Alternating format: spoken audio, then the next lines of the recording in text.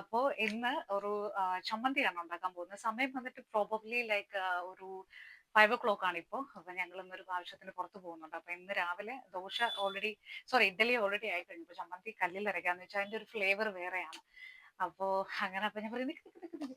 നമുക്ക് എന്നൊരു വ്ളോഗ് എടുക്കാന്ന് പറഞ്ഞിട്ട് എടുക്കാൻ വേണ്ടിയിട്ട് ഞാനിപ്പോ ഓണാക്കി വെച്ചിരിക്കുകയാണ്. ആക്ച്വലി ഞാൻ ഈ വീഡിയോ എടുത്ത് കഴിഞ്ഞിട്ടായിരിക്കും ചമ്മന്തി അരയ്ക്കാൻ പോകുന്നത്. പണ്ടത്തെ വീടുകൾ എന്നൊക്കെ പറയുന്നത് ഞാൻ പറയുന്നത് കേരളത്തിൽ തിരുവനന്തപുരത്ത് അങ്ങനെ ഒരു ഇതുണ്ട്. 2 കിച്ചൺ ഉണ്ടായിരിക്കും.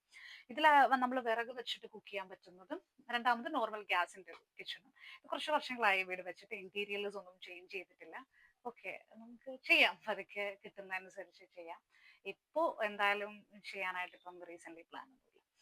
സോ ഇത് നമുക്കൊരു മെമ്മറിയാണ്. അച്ഛൻ എപ്പോഴും അരച്ച ചമ്മന്തി ഇഷ്ടമാണ്. അതുകൊണ്ട് ഞങ്ങൾ ഇതിൽ ഇടയ്ക്ക് അരയ്ക്കാറുണ്ട്. അതുകൊണ്ട് അമ്മിക്കല് വേണമെങ്കിൽ നമുക്ക് മാറ്റാമായിരുന്നു. ഈ ഒരു ഇവിടെ ഇവിടെ നമുക്ക് കുറച്ചും കൂടെ ഒക്കെ ഒന്ന് ഡെവലപ്പ് ചെയ്യാമായിരുന്നു. പക്ഷെ സ്റ്റിൽ ഞങ്ങൾ ഇത് യൂസ് ചെയ്യുന്നുണ്ട്. ഇടയ്ക്ക് ചക്ക വറുക്കാറുണ്ട്. അപ്പം അതുകൊണ്ട് പിന്നെ നമുക്ക് ഇത് അങ്ങനെ ചേഞ്ച് ചെയ്യാൻ തോന്നിയില്ല എന്നുള്ളതാണ് കാര്യം.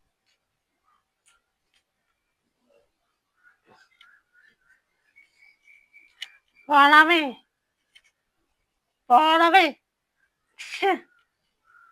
വേ വേ വേ ആ അതപ്പാ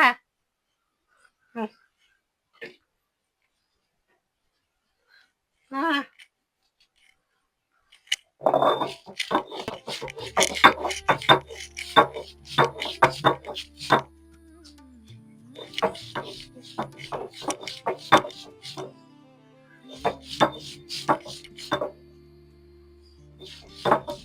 അമ്മ എപ്പോഴും എൻ്റെ അടുത്ത് പറയാറുള്ള ഒരു കാര്യവും എന്നെ ഓർമ്മിപ്പിക്കാറുള്ള ഒരു കാര്യമാണ്, you have to be real, not perfect.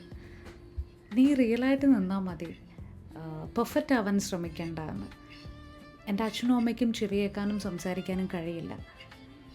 എൻ്റെ അമ്മയും അച്ഛനും വെച്ച് നോക്കുമ്പോൾ ബാക്കിയുള്ളവരൊക്കെ ഭാഗ്യവതികളാണ്, ഭാഗ്യവാന്മാരാണ്, ഈ ഞാനടക്കം. പക്ഷേ അമ്മ പറയുന്നൊരു കാര്യം, എല്ലാവരിലും ചെറിയ കുറവുകൾ കാണും. അത് മനസ്സിലാക്കുക, പരസ്പരം മനസ്സിലാക്കി മുന്നോട്ട് പോകുന്നതാണ് ജീവിതം എന്നുള്ളതാണ്.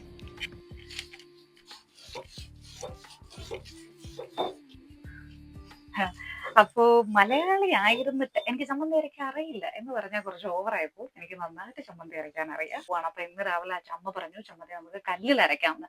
അല്ലെങ്കിൽ അച്ഛനാണ് കൂടുതൽ ഇഷ്ടം. ഞങ്ങളുടെ വീട്ടിലെ ചേച്ചിയും ഞാനും +1 ആയപ്പോ തന്നെ കല്ലില് ചമ്മന്തി അരയ്ക്കും.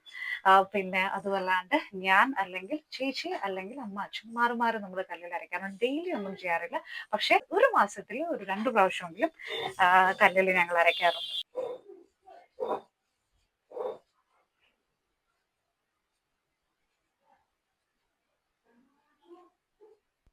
അച്ഛൻ പറയാറുള്ളത് ലോകം വളരെ വലുതാണ്.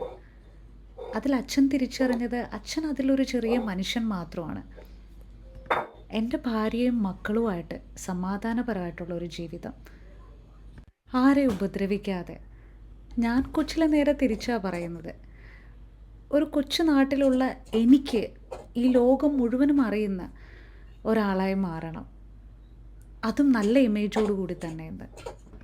അപ്പോഴും അച്ഛൻ എടുത്തെടുത്ത് പറയും, റിയലായിട്ടിരുന്നിട്ട് നേടുക, അതിനു വേണ്ടി ക്യാരക്ടറിലൊന്നും മാറ്റങ്ങൾ വരുത്താനൊന്നും നിൽക്കണ്ട, ആർക്കും ഒരു ശല്യമാവാതെ കുടുംബമായിട്ട് ഒതുങ്ങി ജീവിച്ചാൽ മതി എന്ന് ആഗ്രഹിക്കുന്ന ഒരാളാണ് എൻ്റെ അച്ഛൻ.